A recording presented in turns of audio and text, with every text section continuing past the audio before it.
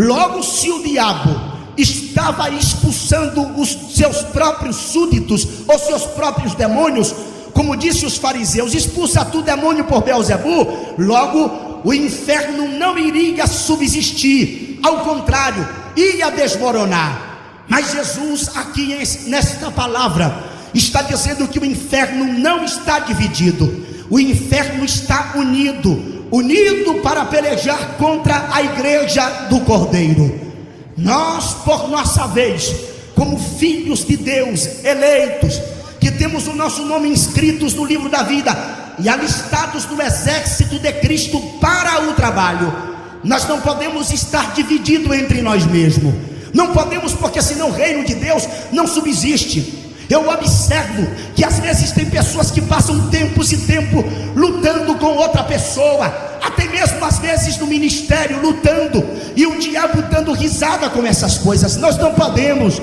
Chegou a hora de nós darmos as mãos uns aos outros, agarrar na mão daquele que está mais fraco, daquele que é negro de pele ou que é branquelo assim como eu.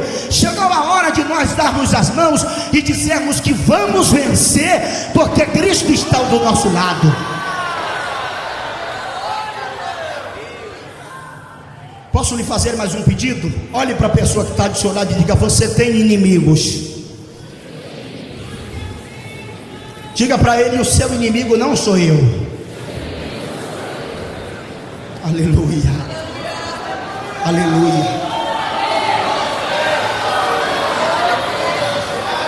E por falar em inimigos, sendo esse o tema da minha mensagem para esta manhã, inimigos na casa de Deus. Digam comigo: inimigos na casa de Deus. Para isso, abra a sua Bíblia no livro de Deuteronômio, capítulo 7, versículos de número 1 ao versículo de número 5.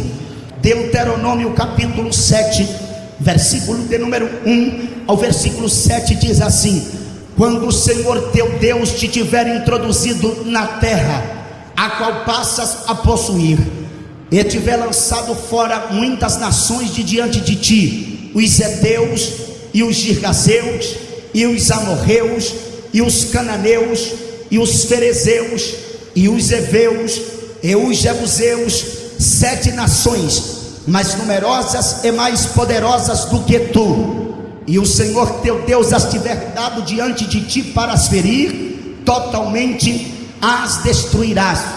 Não farás com ela conserto, nem terás piedade delas, nem te aparentarás com elas.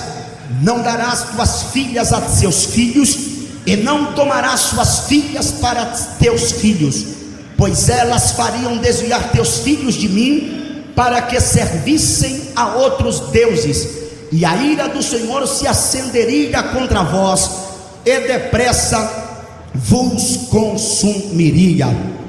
Esta palavra são palavras de Deus para Moisés falar para os filhos de Israel.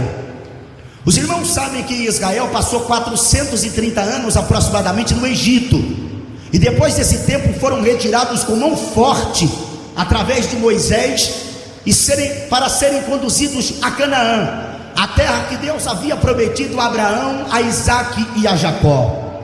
Aqui em Deuteronômio, nesse capítulo de número 7, Deus está dizendo que quando os filhos de Israel adentrassem na terra que Ele havia lhes prometido que entrasse, eles iriam encontrar inimigos dentro de Canaã.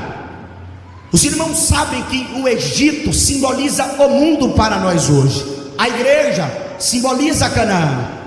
Aqui o texto está dizendo que Israel encontraria inimigos dentro de Canaã, a terra de delícias, a terra que emanava leite e mel. E não era somente um inimigo, eram 7 inimigos, chamado de heteus, chamado de amorreus, girgazeus, chamado de amorreu, perezeu, cananeu, heveu e jebezeus. Esses eram 7 adversários grandes e numerosos que os filhos de Israel encontraria dentro de Canaã. E a mensagem de Deus para os filhos de Israel é essa: não farás aliança com eles, totalmente as destruirás, porque se vocês fizerem aliança com estas nações, elas farão com que os vossos filhos se desviem de mim, e a minha ira se acederia contra vós depressa e vos consumiria. Deus está dizendo aqui que é para Israel destruir os adversários, os inimigos que ele encontrara dentro de Canaã.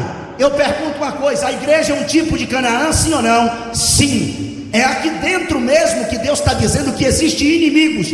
Paulo disse que nós não lutamos contra a carne e contra o sangue, mas contra as potestades, contra os príncipes que habitam em regiões celestiais. Pergunto-lhes uma coisa: aqui é região celestial, sim ou não? Sim, aonde o crente está é região celestial. E Deus está dizendo que Israel tinha que destruir os inimigos que estavam exatamente em Canaã, que é um símbolo, é sinônimo de lugar celestial, aonde a presença de Deus está com o seu povo. E aqui está 7 nações. Mas Denilson vai falar de nações? Vou sim, porque cada nação dessa representa um inimigo, um demônio que ainda está vivo e atuante no meio dos filhos de Deus, impedindo que muitos deles façam a vontade de Deus. E o primeiro adversário que a Bíblia manda, que a Bíblia diz que Deus manda que Israel destrua, chama-se os heteus. Digam comigo: heteus. Falem sem medo: heteus. Você sabe o que é o heteu? O heteu simboliza e quer dizer aquele que mete medo. Diga comigo: aquele que mete medo. Fala mais alto para o inferno ouvir: aquele que mete medo. O heteu representa um demônio chamado aquele que mete medo. Por que o demônio, o medo é um demônio? Sabe por quê? Porque o medo, ele controla 8 entre cada 10 pessoas existentes no mundo hoje. Tem gente que tem medo de muita coisa. Tem medo de gato, tem medo de árvore, tem medo de elevador, tem medo de altura, tem medo de avião, tem medo de trem, tem medo de andar de barco, tem medo de chegar na frente da praia. Tem gente que tem medo de tudo. Tem pessoas que têm escatofobia, medo das coisas futuras. Tem gente que tem medo de eurofobia, medo de multidões. Tem pessoas que têm medo de tudo. O medo é um demônio, e eu vou lhe provar biblicamente que ele é. Na segunda epístola do apóstolo São Paulo a Timóteo, capítulo 1, versículo 7, diz que Deus não nos deu um espírito de temor, um espírito de medo. Deus nos deu um espírito de ousadia. Não é ousadia se referindo à pornografia, é a ousadia de lutar, é a ousadia de enfrentar, é a ousadia de ir além, é a ousadia de saquear o inferno e povoar o céu para a glória de Deus. E observem que Cristo Jesus, na maioria das vezes que apareceu às pessoas, sempre a sua palavra era esta: não temas. Apareceu aos discípulos de noite e eles pensaram que era um fantasma, porque estava andando sobre o mar. É Cristo bradou: não tenham medo, sou eu, não temas. Quando os discípulos se esconderam dos judeus após a morte de Jesus, que a casa estava trancada, ele entra pelas portas sem a mesma estar aberta. Ficaram perplexos e Jesus disse: não temas, sou eu ressuscitei. Diga para a pessoa que está do seu lado: não temas, não temas. Tem gente que tem medo de tudo. Ei, e o medo é tão terrível que tem controlado emoções, tem controlado ações, e através disso tem tornado pessoas depressivas. O medo tem obstruído, frustrado